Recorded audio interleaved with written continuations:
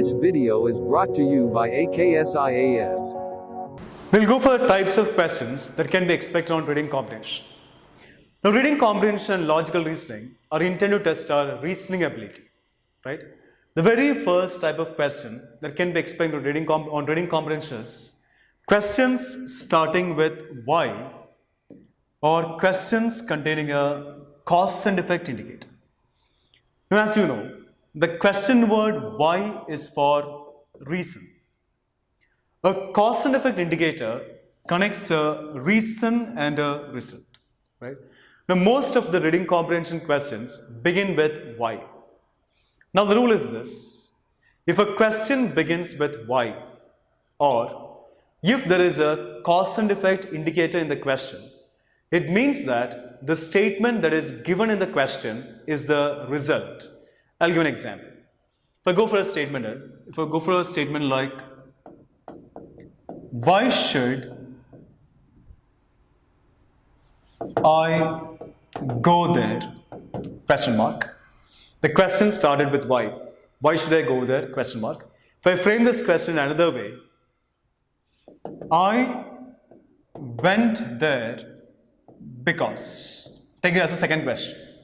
Why should I go there is the first question. The second question is, I went there because. Because is a cause and effect indicator. Now, as I said, if a question begins with why, or if there is a cause and effect indicator in the question, that means a statement that is given in the question is the result. Come to the first one. Why should I go there? The question started with why. So, statement given in the question becomes the result. The statement given in the question is, I go there, so this becomes the result of the question. Similarly, come to the second. I went there because. Because is a cause and effect indicator. The same rule, the statement given here is a result. The statement given here is, I went there, so this becomes the result of the question, right? And we are asked to find out the reason to this result. Now, the rule is this: the reason and the result must always come close to each other. They can never get separated. The reason and the result must always come together. So, our task is to find out the reason to this result. So, we have to go back to the exact part of the passage where this result is mentioned. It will be mentioned only in one part, undoubtedly. So, when you go to the exact part of the passage where this result is mentioned, the statement that comes very close to this result must be the answer to this question. Forget about all the other sentences in the passage. Forget about the rest of the passage. Focus only on the statement that comes close to the result. Compare only that statement with the options. So, the option that we select as the answer to this question must be given by the statement coming close to the result. So, all the concepts we discussed, general, specific, comparative, superlative, fact, doubt, modal, all these must be applied only onto these two, the statement coming close to the result and to the options. So, if the option is general, the statement coming close to this result must also be general. Specific, same. Comparative degree adjective in the option, comparative degree adjective in that statement. Superlative, fact. If what is there in the option is a fact, what is there in the statement coming close to it must also be a fact. Doubt, the same. Modal in the option, modal in that statement. So, all these concepts, all the concepts we discussed apply only onto these two, the statement coming close to the result and to the options, forget about the rest. This is the very first type of question that can be expected in the case of reading comprehension. Questions starting with why or containing a cause and effect indicator. The second type is questions based on a message, a suggestion, or a piece of advice. All mean the same. Now, if it is a question based on any of these three, message, suggestion, or a piece of advice, focus only on the last part of the passage, especially the last sentence of the passage. Because only in the last sentence of the passage, the author will convey his message, give his advice, put forward his suggestion, etc. Now, sometimes all the four options may be correct according to the passage, but we need to answer according to the question, right? And if I say, the question is based on a suggestion, We have 4 options there. All the 4 options are correct according to the passage. Right. The passage contains 2 paragraphs. Take it as 2 paragraphs. Option 1 is given there in the first part of the first paragraph. Cannot be the answer to this question. Eliminated. Option 2 is given there in the last part of the first paragraph. Cannot be the answer to this question. Eliminated. Option 3 is given in the first part of the second paragraph. Cannot be the answer to this question. Eliminated. Option 4 is given there in the last part of the second paragraph. That means the last part of the passage. That must be the answer to this question. So if you find a question based on message, suggestion or advice, focus only on the last part, especially the last sentence. Compare only the last sentence of the passage with the options. So all our concepts, general, specific, comparative, superlative, fact, doubt, modal, all these concepts apply only onto these two, the last sentence and the options. So if the option is general, the last sentence must also be general. Specific, same. Comparative degree adjective in the option, comparative degree adjective in the last statement. Superlative, fact, doubt. If the option is a fact, the last sentence must also be a fact. Doubt, the same. Modal in the option, modal in the last sentence. So all our concepts apply only on these two, as I said, the option and to the last sentence of the passage. Now in fact, the answer to such a question based on a message, a suggestion or a piece of advice, the answer to such a question will be positively judged. Because the message conveyed by the author, the advice given by the author, the suggestion put forward by the author will of course be positively judged. So eliminate all the negative options, right? There is a second type, questions based on a message, suggestion or a piece of advice. The third type is questions based on examples. Now I told you earlier, an example is a support indicator. And the words like example, like, similarly, such as, for instance, as an illustration, likewise mean the same. If it is a question based on an example, you go to the exact sentence where the example is mentioned. And it will be mentioned only in one sentence. I told you earlier as well. Go to a sentence where the example is mentioned and focus only on the statement that comes immediately before the example. Forget about all the other sentences in the passage. Forget about the rest of the passage. Compare only that statement with the options. So option that we select as the answer to this question must be given that the statement coming immediately before the example.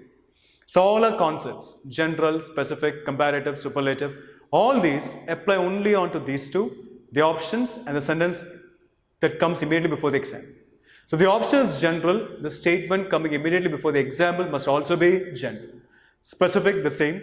Comparative degree adjective in the option, comparative degree adjective in that statement, superlative, fact, doubt, modal. All these only onto these two, the options and the statement coming immediately before the example. This is the third type, questions based on examples. Right.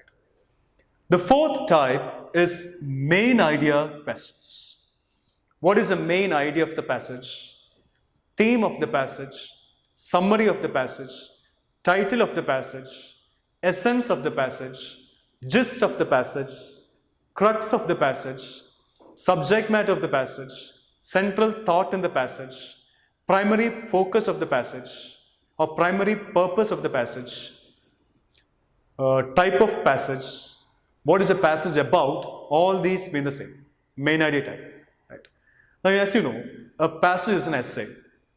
In the case of an essay, which are the two important paragraphs? The first one and the last one. The introductory one and the concluding one. Now, if it is a main idea question, focus only on these two parts. The first part and the last part of the passage. Only on these two parts. Right?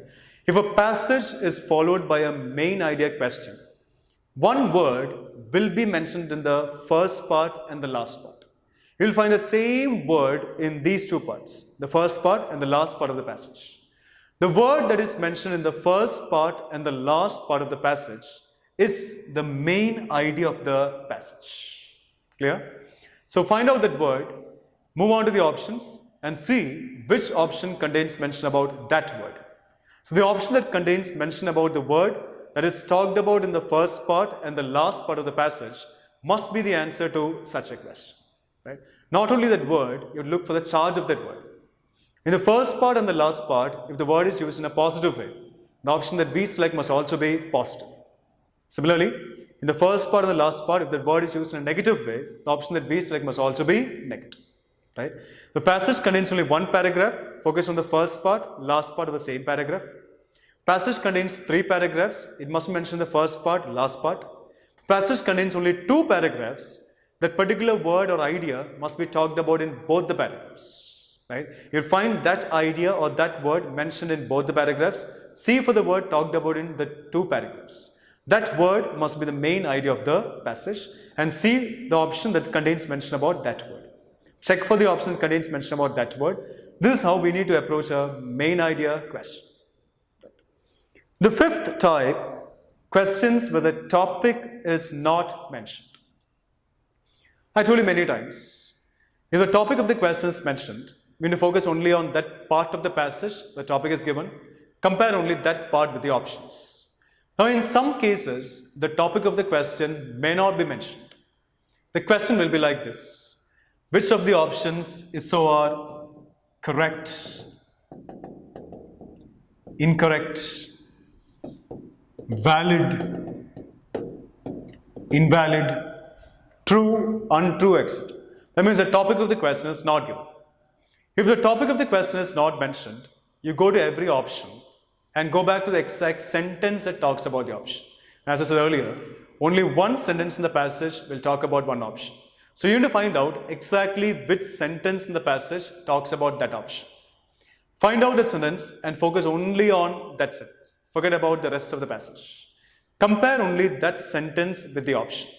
Right? So all the concepts, general, specific, comparative, superlative, all these must be applied only onto these two. The sentence that talks about the option and the option. So if the option is general, that sentence must also be general. If the option is specific, that sentence must also be specific. Comparative degree adjective in the option, comparative degree adjective in that statement. Superlative, the same. What is there in the option is a fact, that sentence must also be a fact. Doubt, the same.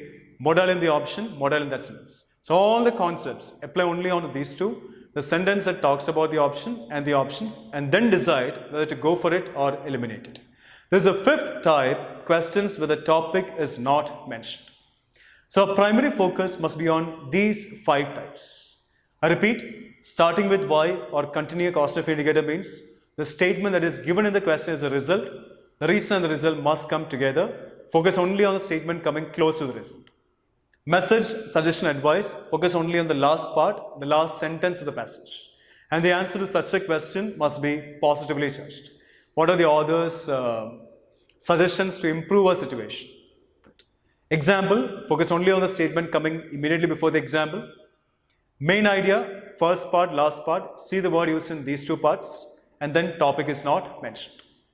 Now, sometimes we may come across a contextual vocabulary question. May appear, may not appear. It appears only 1, max 2. Right? A contextual vocabulary question appears this way. A word will be given there in the question. The same word will be there in the passage, used only once. And the options will be words. Our task is to go for a word to replace the word that is given in the question. In the case of such a question, you go to the exact sentence where that word is mentioned and focus only on that sentence. Right? In that sentence, if the word is used in a positive way, the option that we select must also be positive. Similarly, in that statement, if the word is used in a negative way, the option that we select must also be negative. If we come across more than one option that can be agreed to, find out the synonym and go for the better option or the best option. Right? So such a question, such type of question may appear, may not appear. Anyway, our primary focus must be on these 5 types: why, message, example, main idea, and the topic is not mentioned. Right? So when you take a question, as I said, identify which type of question it is and then move accordingly. Only then we can find out the best option among the correct options. Right? So that's it about the types of questions that can be expected on reading comprehension. Right? This video is brought to you by AKSIAS.